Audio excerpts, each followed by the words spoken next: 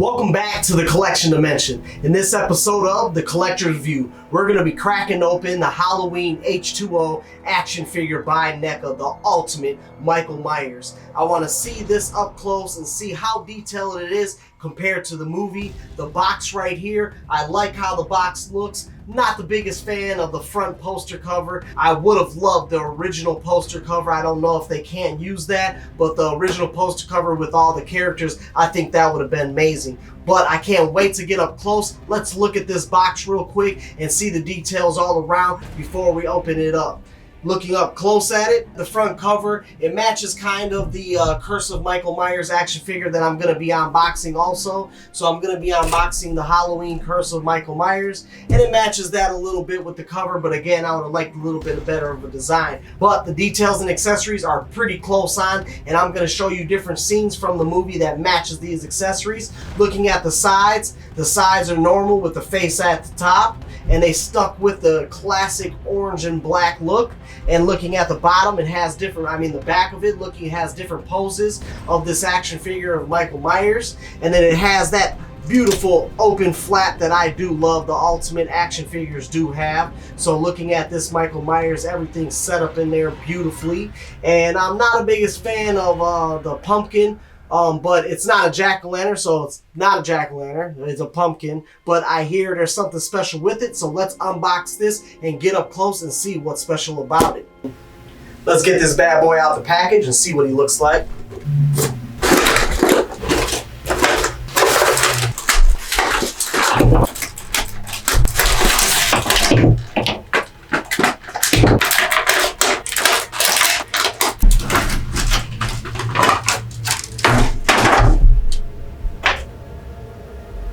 Look at him. Look at him. 20 years later. So let's look at this figure and check out the articulation and all the accessories and get up close. Let's take a closer look at the sculpt at his face. NECA's detail work here, it's really solid. The paint has a subtle weathering. The mask captures the 1990s texture. You can even see the hair sculpt that matches the Stan Winston redesign from the movie. And like I said, he comes with the two other extra heads because they use the multiple mask, but this one looks the closest to the Stan Winston version, used in the most of the movie's close-ups. I think the one for the cover of the NECA action figure too. Now, one note that collectors have been talking about, several reviews mentioned that these heads are tight, so I'm going to check out, see how it is to pop on and off this action figure head, man, see if it's hard. I always don't warm up the action figures because I don't feel you should have to warm up the action figures unless it's a real old action figure. If it's a brand new action figure, and they need to figure out something that this is easy and unbreakable. Not unbreakable, I know everything's breakable, but it should be easier. You shouldn't have to warm it up in hot water. So let's look up close at the articulation, see how he moves around, and see how the head pops on and off.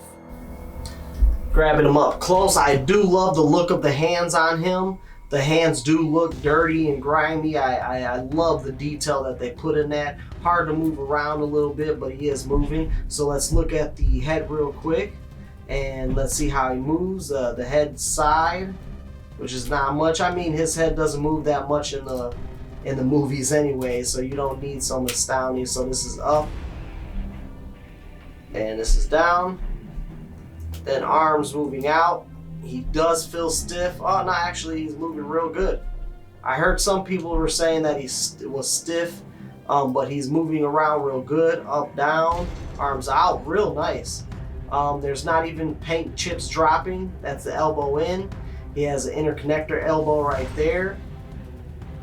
And beautiful. Like, I'm having no issue with this at all. I'm feeling like it's about to break or something, but no, the coveralls are nice. It looks like they use the legs from one of the prior ones, but his hips, I don't know, his hips kind of stick out, man. He got that side going on, man, his thighs. So I don't like this right here.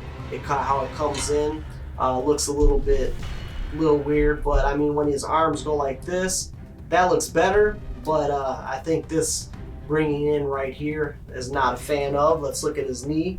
Knee bent, no issues. Knee all the way, leg all the way back, leg up. Same thing with the other one. Leg up, Oh, and there we go. Pop out a leg, but it should be easy to just pop right back in. And so pop this leg right back in. No issue. Right when I said it was gonna break leg earlier. Now foot down, foot up, down and up. So he moves around real good.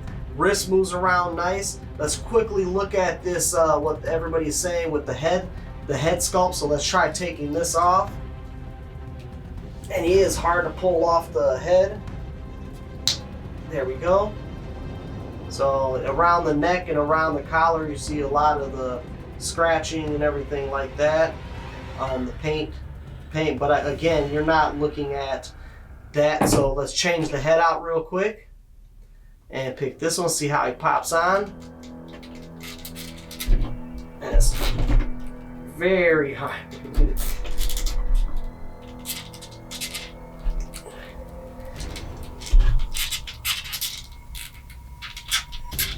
All right, it's on. Oh, there goes the leg again. Not a fan of that. So it feels like it's on, but it doesn't feel like it's on. Head down, up. So I do like this head sculpt. This is a nice one.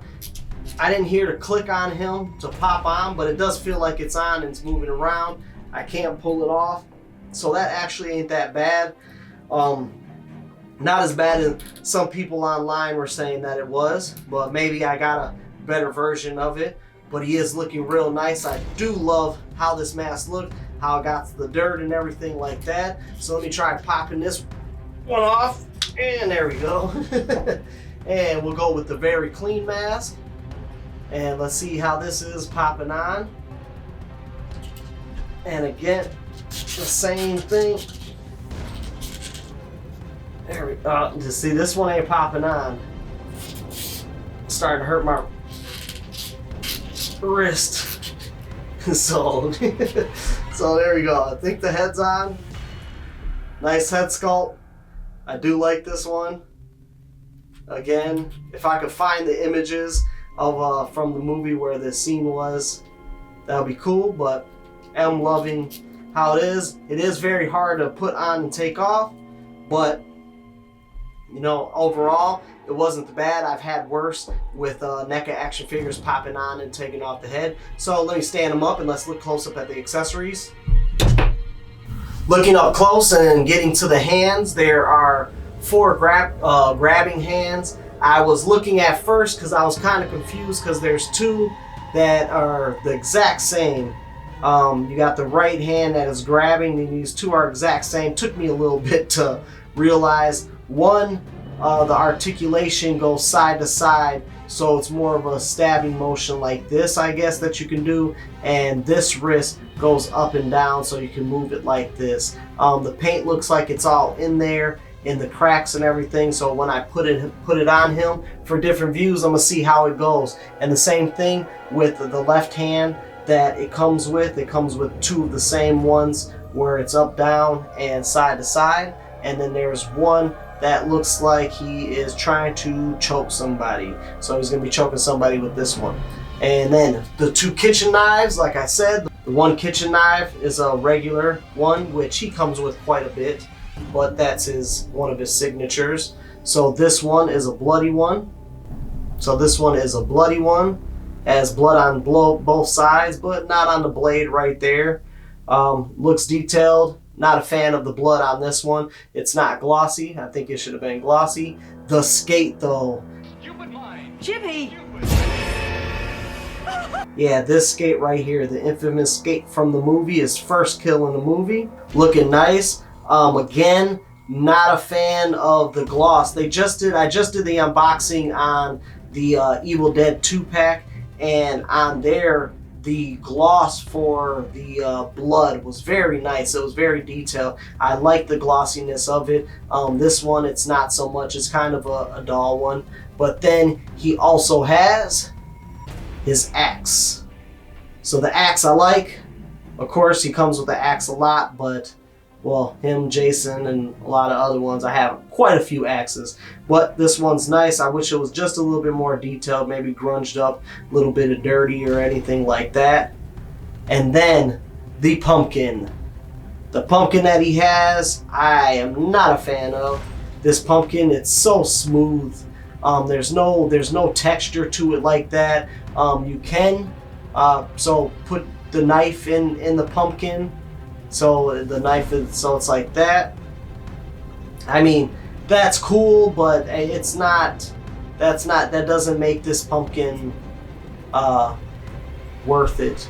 On the point of, I don't know. The texture should have been there. They should have just put more lines and put a little bit more detail into the pumpkin. They have before in a lot of the other pumpkins. So I do like that the knife goes in there and everything. Looking close up at him, his suit isn't weathered like that. I don't see no weathering from the suit, so this is a nice clean. Michael just put on a nice clean overall suit for this scene right here. So I am liking the action figure overall. The pumpkin could have been better. I am also going to be doing the unboxing on the Curse of Michael Myers, and I will be doing an updated version of every NECA Ultimate Halloween action figure from the series that they've come out with. I already did one prior if you guys didn't see that, but he wasn't added to it from the H20, and the Curse of Michael Myers wasn't added to it. So once I do these two unboxings, I'm going to show you guys every one that has ever come out, and I can't wait to see what else they have to come out.